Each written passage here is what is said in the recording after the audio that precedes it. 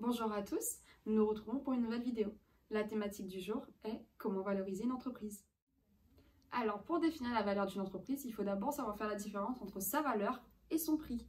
En effet, le prix payé pour l'acquisition d'une entreprise constitue le résultat d'une négociation. La valorisation, ou autrement dit l'évaluation d'une entreprise, consiste à jauger les titres ou le fonds de commerce de l'entreprise. C'était la thématique abordée dans la vidéo précédente avec Pierre. Pour ce faire, aujourd'hui, on va voir 6 méthodes de valorisation, toutes plus ou moins adaptées au contexte de l'opération. À savoir que ces 6 méthodes peuvent donner des résultats plus ou moins différents. Donc, afin d'évaluer au mieux l'entreprise, une étude sur l'origine de ces écarts est primordiale. Nous allons commencer avec la méthode patrimoniale. Avec cette méthode, nous allons valoriser l'entreprise sans tenir compte de sa capacité à générer des bénéfices. C'est-à-dire que seuls les actifs totaux et les dettes de l'entreprise vont entrer dans l'équation. Cette méthode ne prend cependant pas en compte des facteurs tels que la qualité du management, sa position sur le marché ou encore son savoir-faire.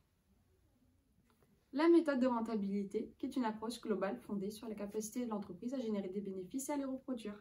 C'est une approche simple et universelle, mais qui émet l'hypothèse que les résultats d'exercice soient constants à l'infini, ce qui en situation réelle est peu probable. Troisième méthode, celle du goodwill, qui est une version hybride des méthodes patrimoniales et de rentabilité. Le goodwill, ou autrement dit la survaleur, est un supplément de valeur pour l'entreprise. Il provient des actifs incorporels qui ne sont pas visibles sur le bilan. Ensuite, nous avons la méthode des cash flows disponibles, qui est une approche fondée sur les projections d'activité et sur la capacité de l'entreprise à générer un flux de trésorerie. On pourrait difficilement adapter cette démarche aux TPE et PME puisque cela supposerait qu'elles aient une visibilité certaine sur l'avenir. Cinquième méthode, celle des comparables, qui consiste à comparer les transactions d'entreprises du même secteur. Tout comme celle des cash flows, elle est difficilement applicable aux TPE et PME de par la difficulté à obtenir un échantillon représentatif des entreprises réellement comparables. Enfin, sixième et dernière méthode, celle du rendement, qui est basée sur une politique régulière des dividendes. Cette approche est beaucoup trop dépendante de la politique de distribution des dividendes par les cédants.